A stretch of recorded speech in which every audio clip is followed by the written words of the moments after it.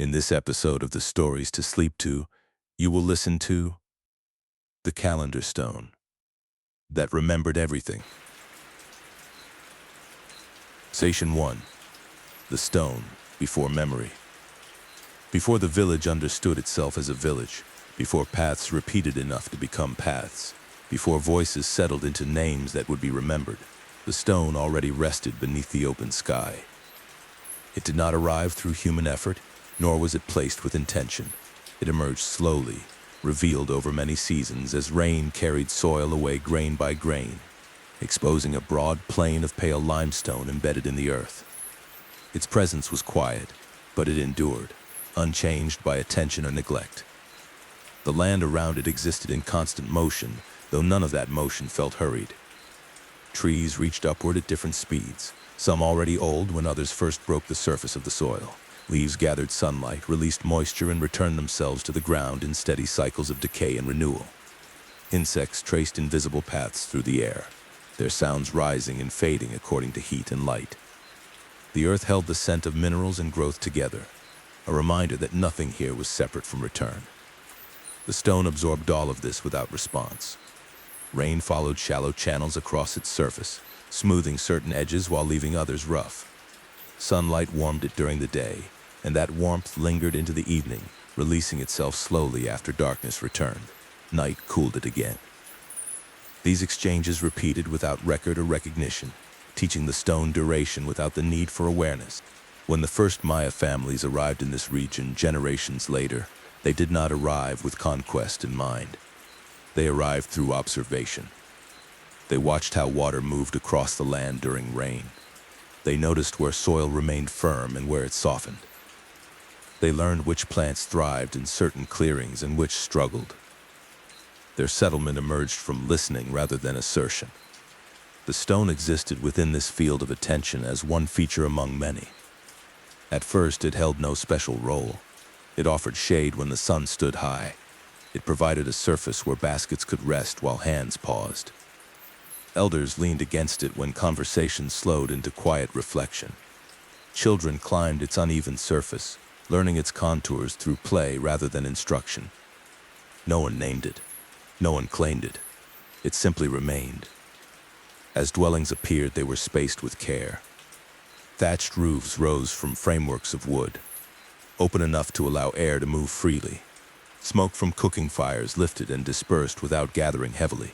The people adjusted place and intuitively, responding to wind, light, and proximity. The stone remained visible but never central in plan. Food shaped daily rhythm. Milpa fields were cleared carefully, opening space without exhausting the surrounding forest. Vegetation was cut and burned according to conditions rather than habit, allowing ash to return nourishment to the soil. Maize seeds were pressed into the earth by hand, each placed with attention rather than haste. Beans followed later, and squash spread low, shading the ground. These relationships mirrored the people's understanding that growth relied on balance. Time, at this stage, was not measured, it was experienced. Mornings carried different qualities depending on light and temperature. Afternoons stretched or shortened according to season. Nights held varying depths of sound and silence. These differences were felt rather than named, forming impressions that gathered quietly in memory. The stone participated in these impressions without directing them. Children noticed that its surface felt cooler at certain hours and warmer at others. They learned when it would retain heat into the night and when it would release it quickly. These sensations became familiar reference points, embedding awareness of daily rhythm in the body long before counting existed. Elders began to notice longer patterns. They recalled seasons when rain arrived earlier than expected, and others when it delayed. They spoke of years when crops grew easily, and years when effort demanded patience. These recollections were often shared beside the stone, not because it demanded explanation, but because its presence grounded memory in place. Over time, attention sharpened into observation. Someone noticed that shadows crossed the stone's surface in repeating ways. At certain points in the year, light reached edges it did not touch at other times. These observations did not immediately form a system. They were shared, tested against memory, and observed again. The stone became a quiet reference, not elevated, but returned to repeatedly. No structure enclosed it. No barrier separated it from daily life. People continued to sit, rest, and work beside it as they always had. The first deliberate mark placed upon the stone was not ornamental. It was shallow, cut slowly, guided by patience rather than certainty. The tool was simple. The intention was cautious. This mark acknowledged recognition rather than authority. It held a moment so that it could be noticed again when it returned. The stone accepted this incision without resistance. Rain continued to pass over it. Sunlight continued to warm it. The mark joined these processes rather than interrupting them. Additional marks followed across many seasons. None were placed quickly. Each was discussed, remembered, and confirmed through return.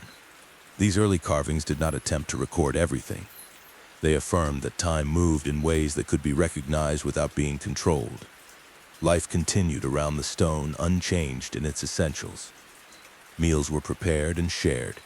Children grew into workers and then into elders. Voices softened and disappeared, replaced by others who carried familiar rhythms. The stone witnessed these transitions without distinction, holding presence rather than narrative. Paths curved naturally around it as the settlement expanded. People adjusted their movement without instruction, maintaining open space around the stone out of habit rather than rule. Its relationship with light and shadow remained intact. Knowledge deepened gradually. Visitors arrived from neighboring regions carrying stories of similar observations made elsewhere. These accounts were compared gently, not to compete, but to understand. The people recognized shared patterns across distance, affirming that time structure extended beyond any single place. The stone did not replace memory, it supported it. It allowed recognition to rest outside the body without removing it from practice. Knowledge remained alive because it was used. Generations passed. Marks softened under centuries of rain. New ones appeared with care. The surface of the stone became layered, holding different moments of understanding together rather than erasing earlier ones. Time continued to move as it always had, not toward an ending, but through return. Days followed nights. Seasons unfolded and withdrew.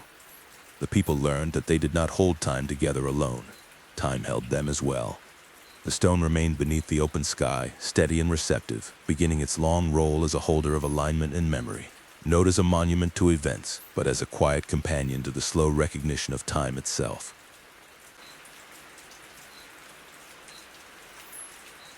Session 2. When days took on character, time did not reveal its deeper structure all at once. It unfolded gradually, allowing understand to gather through repeated attention rather than sudden insight. As generations lived beside the stone, their relationship with days themselves began to change. Days were no longer experienced only as passing light and darkness. They began to be recognized for their particular qualities, their tendencies, and the kinds of actions they seemed to support. This recognition did not emerge from abstraction. It arose from lived consequence. Certain days felt suited to beginning work, while others seemed to resist initiation and favored continuation instead. Some mornings carried clarity, allowing decisions to settle easily. Other days encouraged restraint, quiet observation, or patience. These impressions were shared cautiously at first, tested against experience, and confirmed only when they returned reliably. Elders compared memories across many years. They spoke not of dates, but of feelings that repeated. A successful planting aligned with a certain type of day. A difficult journey corresponded with another. Over time, these correlations grew too consistent to ignore. Time, they realized, did not move as an empty container. It carried character. From this understand emerged the sacred count of 260 days, later known as the Tzolk'in. This cycle combined 20-day names with 13 numbers, creating a repeating sequence in which each day carried a distinct identity. The Maya did not invent this cycle suddenly. They refined it slowly, aligning lived experience with structured recognition. The stone became a place where this recognition could settle. It did not display the entire cycle at once. Instead, it held reference points. Marks were placed to acknowledge the return of particular day signs after long intervals. These incisions were acts of memory rather than control, allowing recognition to be shared across generations. Day names were spoken aloud during gatherings, attached to stories and responsibilities. They were not labels imposed from above. They were reflections drawn from observation. Each carried associations that deepened over time. Some days were linked to movement, others to rest. Some encouraged speech, others listening. Children born on particular day signs inherited not destiny, but orientation. Their names linked them gently to time's rhythm. As they grew, elders watched how qualities associated with those days expressed themselves differently in each life. This reinforced the understanding that time shaped inclination without limiting possibility. Alongside the sacred count, another rhythm demanded attention. The movement of the sun shaped survival directly. Seasons determined when fields could be cleared, when planting would succeed, and when harvest would endure. Through careful observation, the people recognized a cycle of 365 days, Tater called the Hab. The Hab divided the solar year into named periods associated with seasonal change.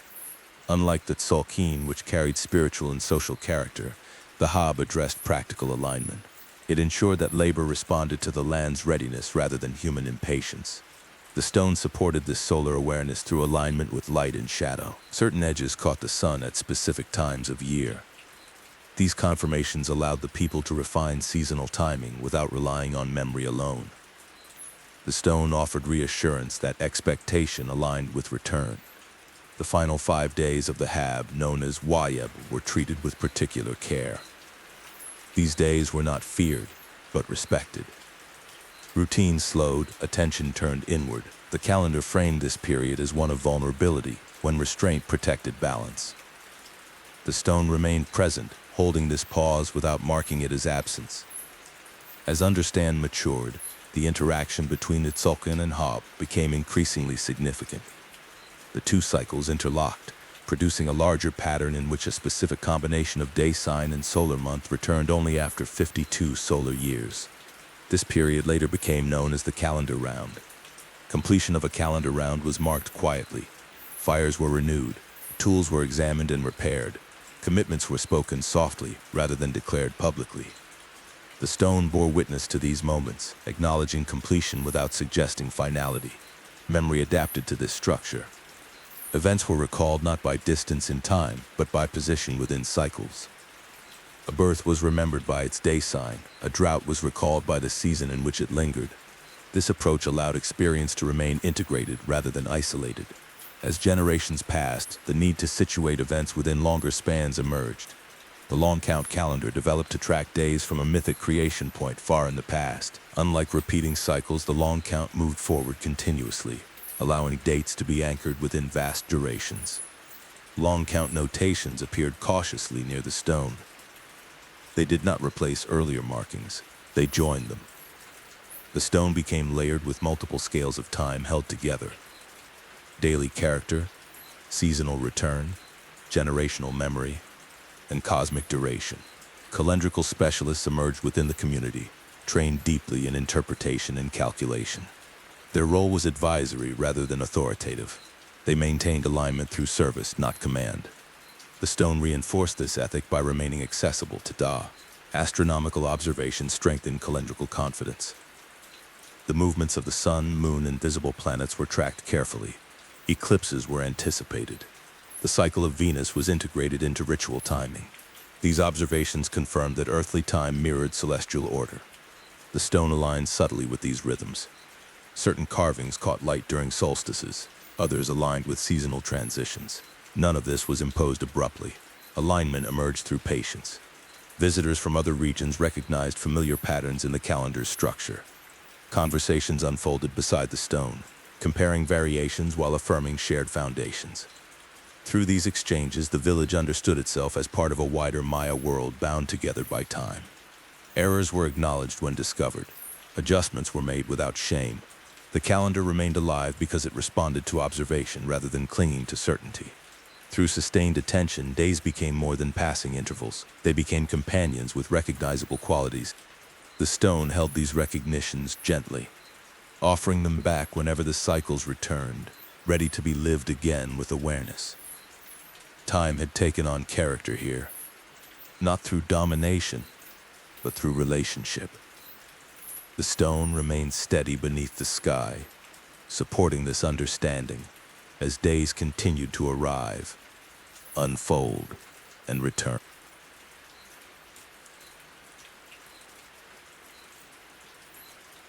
Session 3. Genera moving through the same light. Time revealed its depth most clearly through people rather than marks. As decades gathered and quietly passed, the stone witnessed lives unfolding at different speeds, each shaped by the same returning rhythms yet experienced uniquely. Children who once ran across its surface without awareness grew into adults who paused beside it deliberately. Elders who had leaned against it for rest eventually returned to it for reflection. The stone did not change its response. It offered the same stillness to every generation, allowing continuity to be felt rather than explained. The village expanded gradually. New dwellings appeared as families grew, each positioned with respect for light, wind, and existing paths. No one issued rules about placement. Instead, understand passed informally. Sightlines to the stone were preserved without discussion. Its relationship with the sun remained unobstructed, not because it was sacred in isolation, but because its usefulness depended on openness. Children learned the calendar not through instruction, but through proximity. They observed when elders gathered and when they dispersed. They noticed that certain days invited preparation while others encouraged waiting. These observations accumulated quietly, settling into understand long before names were spoken aloud. Storytelling became a primary vessel for memory. Elders spoke of earlier seasons while sitting near the stone, allowing physical presence to anchor recollection. They described years when rain lingered longer than expected, when fields demanded patience, when abundance arrived gently rather than suddenly. These stories did not glorify enduring. They normalized adaptation. The calendar provided structure without rigid expectation. When patterns held, confidence grew. When variation appeared, response adjusted. The stone supported this flexibility by holding reference points rather than prescriptions. It confirmed return without insisting on repetition. Naming practices reflected this balance. Children were named according to their birth day signs, linking identity to time's rhythm without imposing destiny. Over years, elders observed how those day qualities expressed themselves differently in each individual. This reinforced the belief that time shaped inclination, not fate. As people aged, their relationship with time shifted. Younger adults experienced days as opportunity, measuring effort by immediate outcome. Elders experienced days as continuation, attentive to long arcs rather than singular moments. The calendar held space for both perspectives. Death entered the cycle without rupture. When elders passed, their absence altered daily rhythm, but not structure. Funerary practices acknowledged return rather than departure.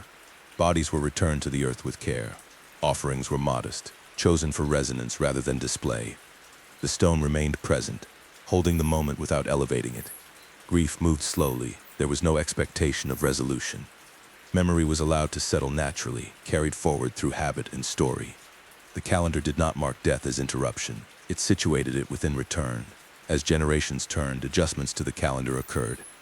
Subtle discrepancies were noticed through shadow and season. Corrections were discussed openly, tested against observation, and integrated carefully. No single person claimed authority over change. Knowledge advanced through consensus shaped by patience. The stone recorded these refinements gradually. New marks joined older ones, creating a layered surface where multiple generations of understand coexisted. Earlier incisions softened under rain, while newer ones remained sharp. This contrast was accepted. Memory did not require permanence to endure. Trade expanded the village's awareness beyond local experience. Travelers arrived carrying obsidian, jade, salt, and stories. They recognized familiar calendrical structures immediately, even when stylistic differences appeared. Timekeeping created connection where language varied. These visitors often lingered beside the stone. Conversations slowed there. Disagreements softened. Shared reference to returning cycles encouraged patience and perspective. Children observed these exchanges quietly. They learned that time extended beyond their village without losing intimacy.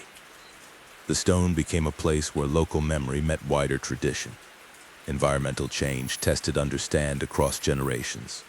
Rainfall patterns shifted subtly. Some years demanded new responses. The calendar adapted because it was not rigid. Its strength lay in recognition rather than enforcement.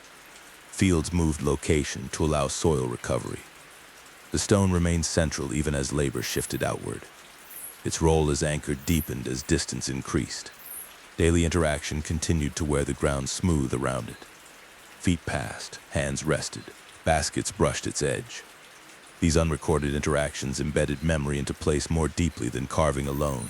Elders spoke less as years accumulated. Their guidance arrived through presence rather than explanation. Sitting beside the stone, they embodied continuity. Younger listeners learned by observing stillness. When new elders emerged, no ceremony marked the transition. Responsibility gathered naturally around those who listened well and remembered carefully. The calendar supported this distributed stewardship. Through these generations, the stone became reassurance. It reminded the people that they were not responsible for holding time together alone. Time held them as well. Light continued to return to familiar grooves on the stone's surface. Shadows traced expected paths. Recognition remained immediate even as faces changed. The past did not feel distant here. It felt present, available through return. The stone held this availability gently, allowing generations to move through the same light without erasing one another. Time continued, not as a series of endings, but as a continuous presence shaped by those who lived within it. The stone remained beneath the open sky, steady and receptive, carrying the weight of memory without strain. Session 4. When the sky became a measure. The people had always known the sky mattered. Long before its movements were studied with intention, it shaped comfort and survival through light, warmth, and rain. Yet as generations passed beside the stone, attention gradually lifted upward with greater focus. The stone, grounded and unmoving, became the place where this upward attention could return to rest. It did not point toward the sky, yet it allowed the sky's movements to be noticed clearly, measured against something that did not shift. Night arrived gently in this land. Darkness did not fall as an event, it gathered, spreading evenly as the sun withdrew and the forest quieted its activity. When clouds cleared, the sky revealed itself in full depth. Stars appeared not as scattered points but as dense fields of light, layered and patterned. The people did not rush to name them. They learned first to recognize how they moved. The stone rested beneath this canopy without obstruction. Moonlight reached its surface easily, tracing faint lines across its contours. On certain nights when the moon stood high and full, the stone reflected just enough light to reveal its markings without fire. These moments invited stillness. Observation replaced speech. The moon's cycle became one of the earliest celestial rhythms to be understood. Its steady return to fullness shaped fishing, travel, and nighttime labor. Tides were felt even far from the coast through subtle changes in water behavior. The people noticed that certain tasks succeeded more easily when aligned with the moon's waxing or waning phases. The stone supported these observations by offering a constant surface against which shadow could be measured. As the moon climbed or fell, shadows lengthened and shortened across familiar grooves. These changes were not dramatic. They required patience. Over time, reliability emerged. Elders spoke of the moon not as an object to be worshipped, but as a companion to night. Its changing face was understood as return rather than loss. When it disappeared from view, it was not gone. It was simply moving through a different phase of its cycle. Solar movement remained central to understand time. The sun's daily path determined work and rest, but its longer arc across the year revealed deeper structure. Shadows cast by the stone shifted gradually from season to season. At certain times, light reached edges it touched only once each year. These moments were recognized through confirmation rather than announcement. Solstices and equinoxes were not celebrated loudly. They were acknowledged quietly, through adjustment rather than ceremony. Fields were prepared differently, work was redistributed. The calendar aligned behavior with these transitions without requiring spectacle. The stone proved especially valuable during these times. Its position allowed repeated observation year after year without recalibration. Confidence grew as patterns returned reliably. The people trusted what they saw because it returned when expected. Beyond the sun and moon, attention extended to the movements of visible planets. Venus drew particular interest. Its appearances as morning star and evening star followed a pattern that intersected with ritual and responsibility. These appearances were tracked carefully, integrated into the calendar through selective marking rather than exhaustive record. The stone held reference points for these transitions. Certain markings caught light during Venus's return to visibility. These confirmations allowed the people to align ceremony with celestial rhythm without excess. Eclipses were anticipated rather than feared. Knowledge of cycles allowed preparation. When shadow crossed the moon or sun, the people gathered calmly. They understood the event as part of return, not as disruption. The stone remained present, holding the moment without distinction. Astronomical specialists emerged gradually within the community. Their role was not to command belief, but to refine observation. They tracked intervals, compared records, and tested predictions. Their authority rested on consistency rather than declaration. The stone absorbed these refinements through careful addition. New markings were placed only after discussion and confirmation. Nothing was added casually. This restraint preserved clarity across generations. Children were drawn into observation naturally. They lay beside elders at night, following gestures across the sky. They learned to recognize movement before learning names. Understanding arrived through repetition rather than instruction. Seasonal ceremonies aligned with celestial confirmation. Fires were lit when stars returned to expected positions. Songs followed familiar sequences. These practices reinforced the sense that time flowed through both sky and ground. Weather patterns were always considered alongside astronomical observation. Clouds, wind, and rain added complexity. The calendar remained flexible, allowing lived conditions to guide response. The stone supported this balance by hold alignment without rigidity. As centuries passed, subtle changes were noticed. Star positions shifted gradually due to forces beyond immediate perception. These shifts were integrated carefully. The calendar remained alive because it adapted. The stone endured these changes quietly. It accepted new markings alongside old ones, holding multiple layers of understand at once. Earlier incisions softened under rain. Newer ones remained sharp. Together they reflected continuity rather than replacement. Visitors from distant regions recognized familiar celestial alignment when they encountered the stone. Though local styles differed, shared sky knowledge created immediate connection. Conversations unfolded slowly beside the stone, grounded in mutual recognition. Disagreements softened there. Perspective widened. Time encouraged patience. The sky felt closer not because it moved nearer, but because sustained attention bridged distance. The stone made that attention possible, grounding vast motion in a surface that could be touched. Through this relationship, the people understood themselves as participants within a moving cosmos, rather than observers standing apart. Time extended beyond daily life without losing intimacy. The stone remained beneath the open sky, receiving light from above and anchoring understand below.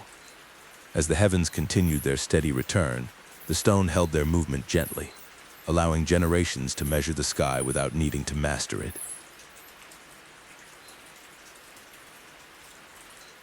Session 5, The Rhythm of Hands and Earth. Time revealed itself most clearly through work. While the sky offered vast confirmation and the stone held alignment, it was labor that tested understanding daily. The people learned quickly that effort alone did not guarantee success.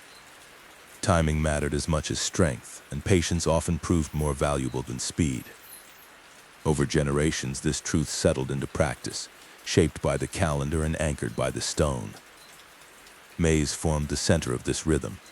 Its cultivation required attention long before the first seed touched the soil. Fields were chosen carefully, often after years of observation. Soil texture, drainage, and exposure to sun were considered together. Clearing occurred only when cycles allowed the land to recover. Vegetation was cut and burned with restraint, returning ash to the earth rather than stripping it bare. The calendar guided the moment of planting.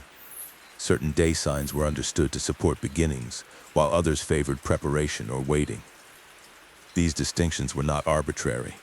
They emerged from long memory, reinforced by years when planting aligned well and years when it did not.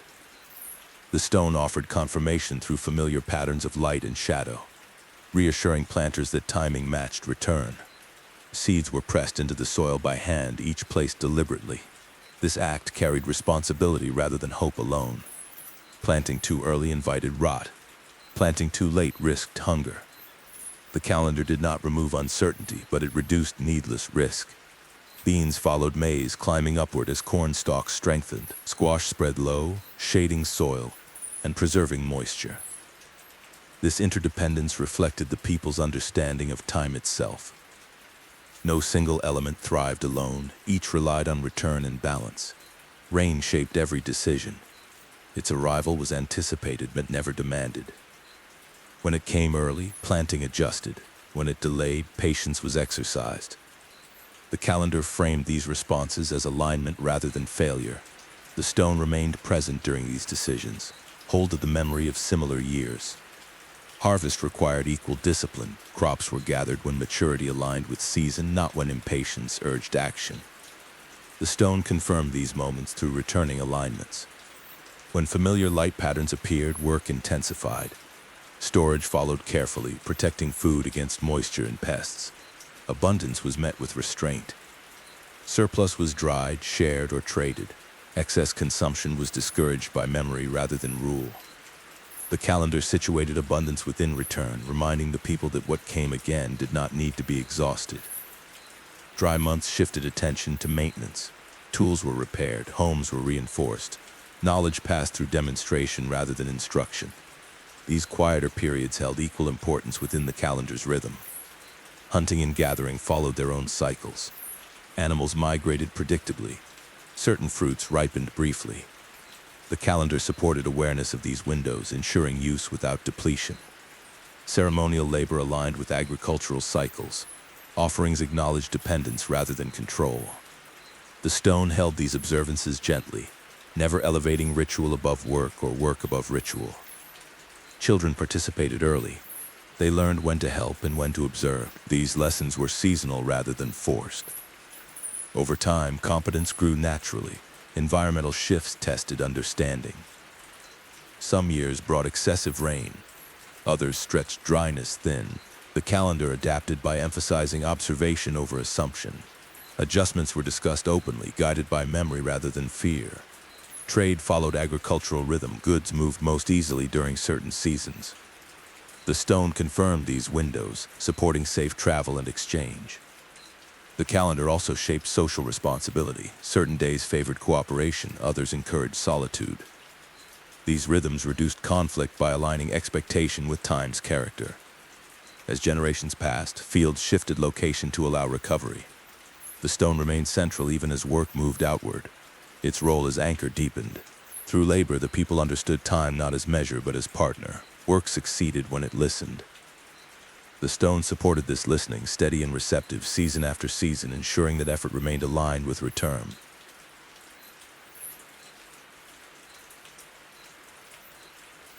Session 6, what is carried without writing. Knowledge in the village was never stored in one place, nor entrusted to a single voice. It moved continuously, carried through practice, repetition, and shared presence. While the stone held alignment and return, it did not explain itself.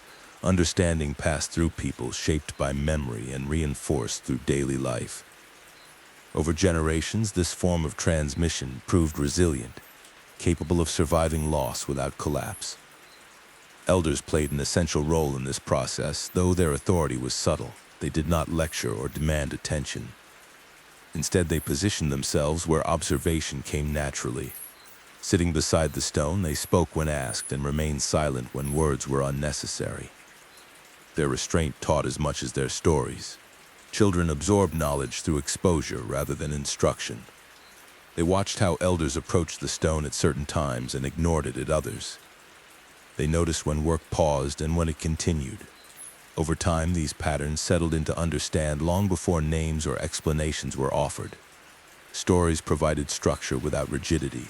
Elders recalled earlier seasons, not to preserve accuracy of detail, but to preserve orientation. They spoke of years when patience mattered more than effort, when restraint protected survival, when adaptation prevented loss. These stories were rarely told the same way twice. Variation was accepted. Meaning mattered more than repetition. The calendar lived within these stories. Days were referenced by character rather than number. Seasons were remembered by quality rather than duration. This approach allowed memory to remain flexible, capable of adapting as conditions changed. When elders passed, Their absence was felt immediately, but knowledge did not vanish. Others stepped into listening roles naturally, shaped by years of proximity. Responsibility gathered around those who remembered carefully and observed patiently. The stone supported this continuity by remaining accessible. Never claimed by one lineage, the absence of writing did not limit understand. It encouraged attentiveness. Memory was exercised regularly through use rather than storage. Forgetting prompted discussion. Correction emerged through shared observation. Songs played an important role in this transmission.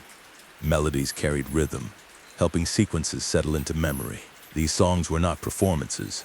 They accompanied work, rest, and ceremony. Over time, they embedded calendar knowledge into the body itself. Gestures also carried meaning. A hand placed on the stone at a certain angle communicated alignment. A pause at a familiar shadow marked recognition. These nonverbal cues allowed knowledge to pass quietly, accessible even when language failed. As children matured, they tested their understanding through responsibility. They were trusted with small tasks at first, then larger ones. Success confirmed readiness. Mistakes were absorbed as learning rather than failure. The calendar framed these transitions, aligning responsibility with return. Ancestral presence was felt not as memory alone, but as continuity. Elders often spoke of those who came before as if they were nearby.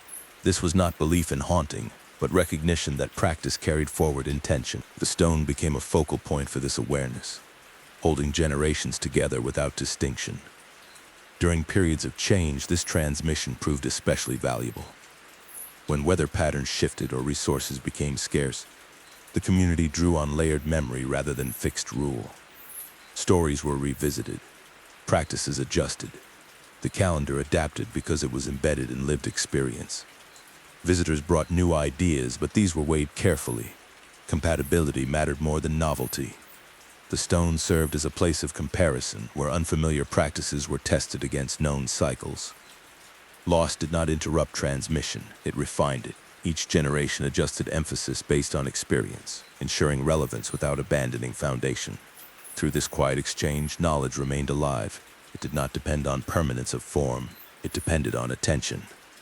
The stone did not store these memories, yet it supported them. It provided a stable presence against which memory could return, confirming continuity without requiring record.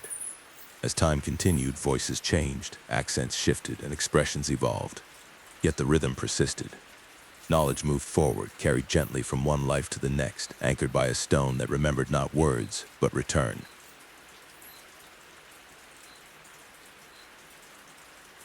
Section 7. Time before people. Time within people. Before any living person remembered the stone, time already existed within story. The Maya understand of time did not begin with human experience, nor did it end there. It extended backward into a remembered creation and forward into return without limit. As calendrical knowledge matured beside the stone, cosmology did not remain separate from daily life. It became another layer of orientation, shaping how people understood their place within cycles far larger than any generation. Creation stories were not told as distant myth. They were spoken as memory, held carefully, repeated to remind listeners that time itself had structure before it had witnesses. Elders spoke of the shaping of the world through ordered acts rather than sudden appearance. Earth, sky, and water were separated deliberately. Light emerged through sequence. These stories framed existence as something assembled through balance rather than force. Central to this understanding was the maize god, whose life mirrored the agricultural cycle that sustained the people. His emergence from the earth, his growth, his cutting down, and his return were not symbolic alone. They described reality as it was lived. Maize did not simply grow, it enacted return. Through this story, the people understood that nourishment and sacrifice moved together. The hero twins, remembered through the Popol Vuh, shaped another layer of temporal understand. Their journey through the underworld was not framed as a single event, but as a pattern. Descent, challenge, transformation, and return formed a sequence that echoed seasonal and personal cycles alike. The twins did not escape time. They learned to move within it. The stone became a quiet companion to these stories. It did not depict them directly, yet it grounded their meaning. As elders spoke of creation beside the stone, listeners understood that mythic time and live time were not separate. They flowed together. The concept of previous worlds carried particular significance. Earlier creations had existed and failed, not through accident, but through imbalance. These accounts did not instill fear, they encouraged attentiveness. Survival depended on alignment, not dominance. Gods within this worldview were not distant rulers. They were forces embedded in cycles. Rain, sun, wind, and growth carried presence rather than personality. Offerings acknowledged relationship rather than appeasement. The calendar ensured these relationships remained balanced. Rituals aligned with cosmology were measured and restrained. They did not seek spectacle, they reinforced memory. Fires were lit at moments of return. Words were spoken softly. The stone bore witness without distinction. Mythic time also informed responsibility. If creation itself required balance, then daily life demanded the same. Overuse of land risked repeating earlier failures. The calendar framed restraint as survival rather than virtue. Children learned these stories gradually. They heard fragments first, woven into daily conversation. Over time, sequences emerged. Understanding deepened without urgency. The long count calendar provided a way to situate creation memory within measured time. Dates reaching back to mythic beginnings did not suggest distance. They affirmed continuity. Creation remained present because it was counted. When long count dates were referenced near the stone, they were spoken with calm respect. These immense spans did not overwhelm, they reassured. Time had room for many lives. The underworld remembered as Sikalba the Sindhatag Gari Frishitical little plank you know such mess. Will go you that I pick it for that didn't I got a long eating my what they have. Liam's off the press at the Galmord. Sign us again a kite make little gosh real. Then dinner ship the eye some bullshit law. You need to buy him on the ankle at my race. You need to relax to be clear pre or you be England what that might catch you pick it up because you the area so well this guy show him the right facts. We could use them though get on it. So you'll hard to just.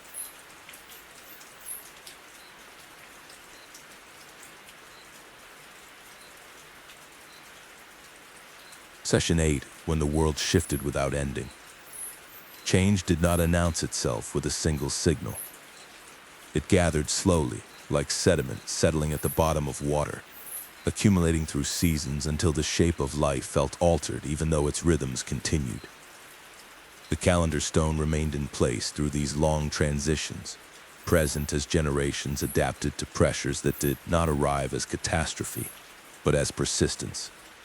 Time continued to return, even as circumstances reshaped how return was met.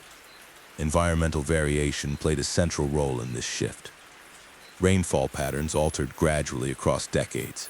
Some wet seasons arrived later than expected, others ended sooner. Rivers that once held water reliably throughout the year began to thin during dry months. These changes did not break the calendar's authority. They tested its flexibility. Observation deepened. The people learned to notice smaller signs, subtler cues, and shorter windows of opportunity. Agriculture responded first. Fields were moved closer to water sources when necessary, then abandoned once soil required rest. Crop diversity increased. Maize remained central, but varieties adapted to different moisture conditions were favored.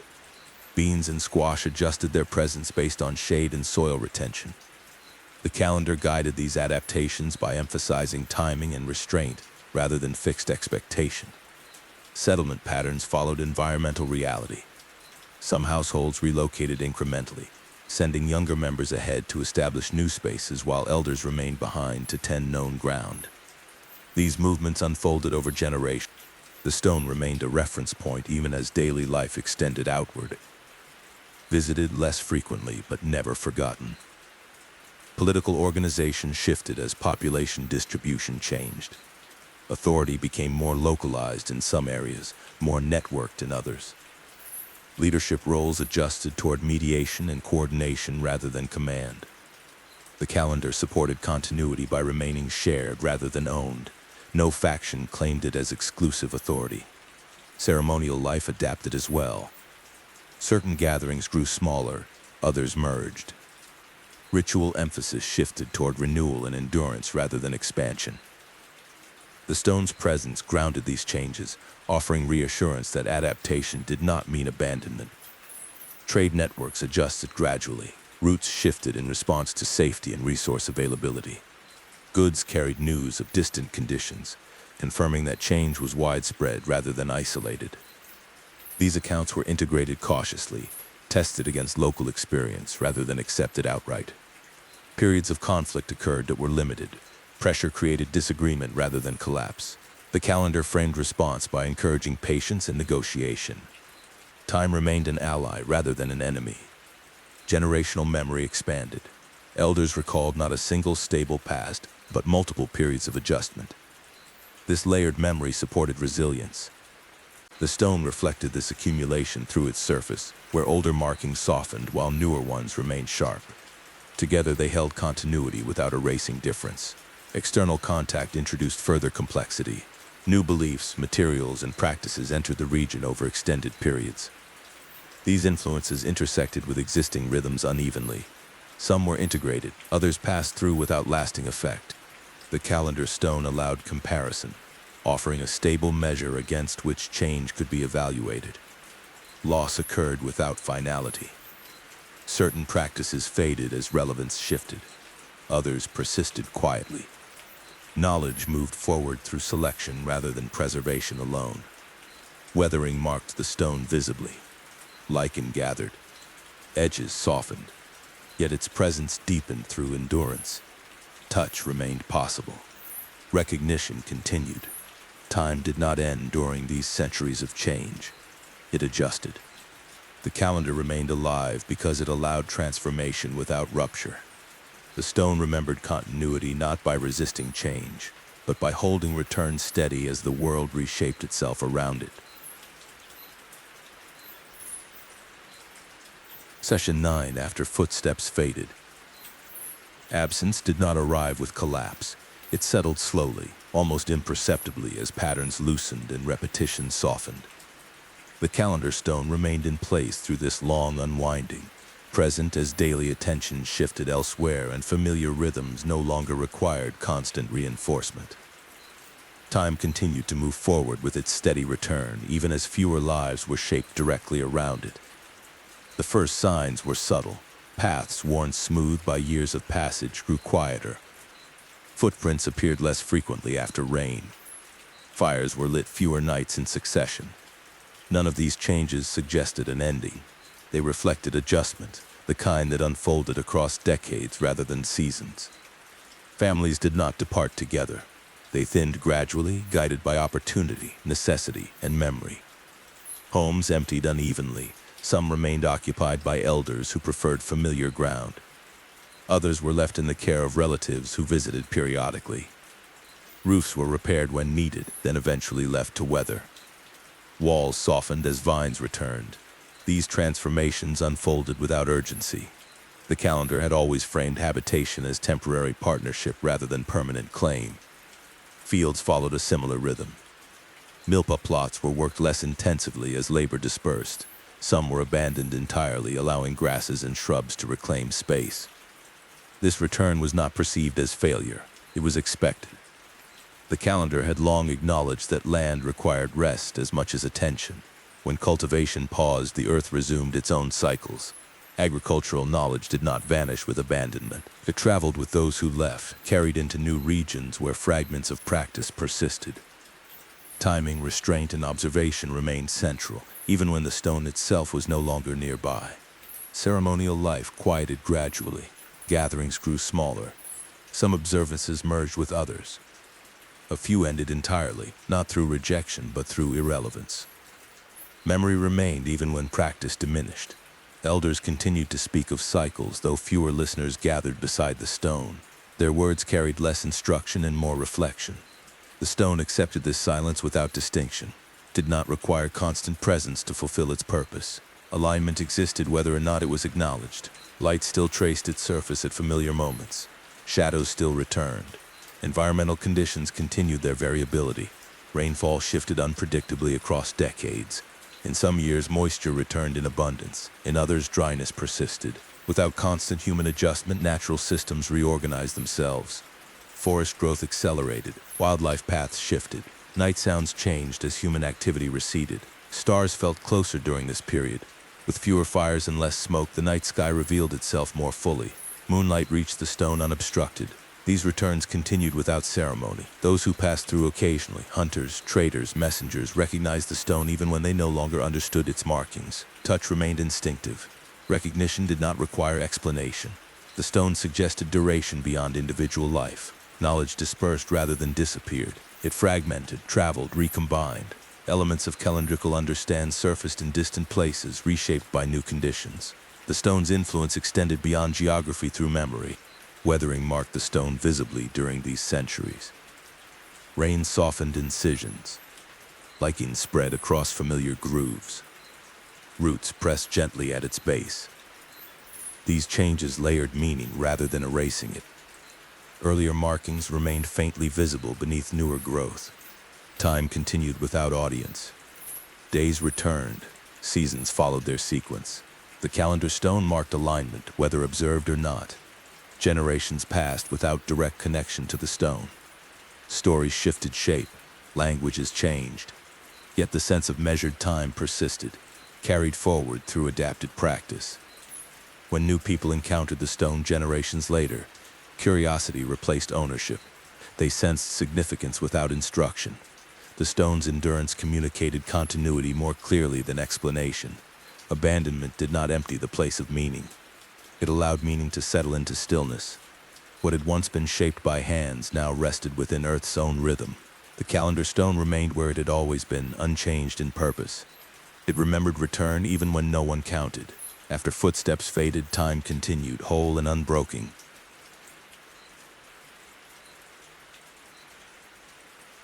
Session 10. Continuing the cycle. Time did not conclude when human attention withdrew from the clearing. It did not pause when voices softened, when hands no longer rested against familiar stone, and when paths dissolved back into leaf and soil. Time continued as it always had, flowing forward through return rather than destination. The calendar stone remained within this movement, unchanged in purpose, present as centuries accumulated gently over its surface. After the last regular gatherings ended, the land entered a long period of quiet continuity. Vegetation returned gradually, not as conquest, but as response. Grasses spread first, followed by shrubs and young trees. Their roots explored the soil carefully, meeting the stone without force. Earth gathered against its base during heavy rains, then thinned again under the heat of dry seasons. These processes unfolded slowly enough to escape notice within a single lifetime, yet they shaped the place with certainty across generations. Weather became the primary sculptor of memory. Rain softened sharp edges. Wind carried fine sediment that settled into shallow lines. Lichen spread in pale networks where moisture lingered longest. Sunlight bleached exposed surfaces while shaded areas darkened. None of this erased the stone's form or intention. Instead, it recorded time in a different language, written through exposure and endurance rather than incision. Animals continued to move through the clearing as they always had. Some paused briefly, drawn by open ground or lingering warmth. Others skirted the stone without awareness. Birds nested in nearby branches. Insects filled the air where speech once gathered. Night sounds shifted as human presence faded. Without smoke or firelight, the sky revealed itself more fully, stars appearing sharper and more numerous against the dark. Centuries passed without deliberate marking. The calendar stone continued to align with light and shadow, though no one stood nearby to observe. Solstices arrived and departed in silence. Lunar cycles repeated with steady rhythm. Venus appeared as morning star and evening star, then withdrew again. Alignment persisted independent of recognition, confirming that time did not require witnesses to remain whole. Human attention eventually returned, though not in familiar form. Travelers moved through the region guided by new routes shaped by different needs. Some passed without noticing the stone at all. Others paused briefly, uncertain why it drew their focus. The surface suggested intention, the placement suggested deliberation. Meaning did not announce itself, it invited curiosity. Early encounters were tentative. Without inherited context, observers relied on repetition and comparison. They noticed symmetry where chance would have produced irregularity. They observed how light touched certain areas at specific times of year. Patterns emerged slowly, hinting at purpose without revealing full explanation. Local stories began to circulate. Some spoke of an old marker. Others described a place where time felt different, where stillness carried weight. Interpretations varied widely. Certainty did not arrive quickly, nor was it expected to. Systematic study followed over extended periods. Scholars approached the stone with tools designed to measure, record, and compare. They documented markings carefully, noting relationships between position, orientation, and celestial movement. When these observations were compared with known Maya calendrical systems, familiar patterns emerged. Solar alignments, lunar cycles, and long-count principles echoed through the stone's design. These confirmations did not replace ancestral meaning. They reinforced it.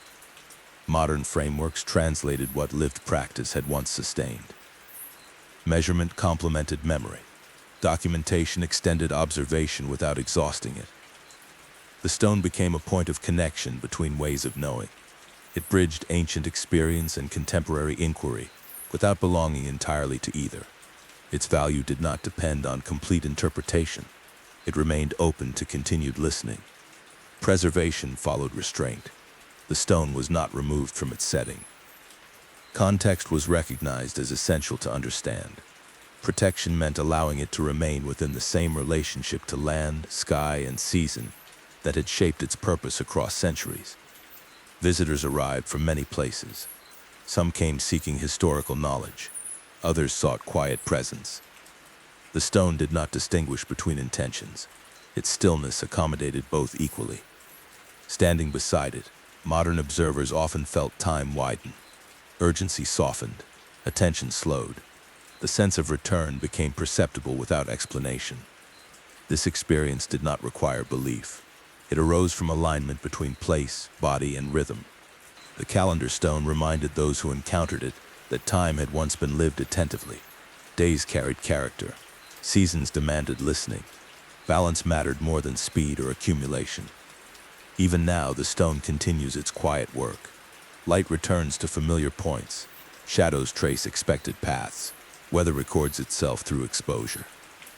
The sky maintains its motion without pause. The stone does not demand recognition. It does not require understanding to fulfill its purpose. It remains, holding rhythm steady through change. Past, present, and future remain connected here not through progression, but through continuity. What has returned before will return again, though never in exactly the same form. For those who pause beside the stone, this realization arrives gently. Life feels situated within a longer movement. Perspective expands. Breath slows. The calendar stone remembered everything not by storing detail, but by holding return across time. And so the cycle continues. Night follows day. Season follows season. Time flows onward, whole and unbroken, inviting attention whenever someone is ready to listen. If this story offered you calm or quiet curiosity, you are welcome to return. You may listen again or explore other slow histories shaped by memory and time. And if you wish to support this space, consider liking the video or subscribing so these gentle stories can continue to be shared.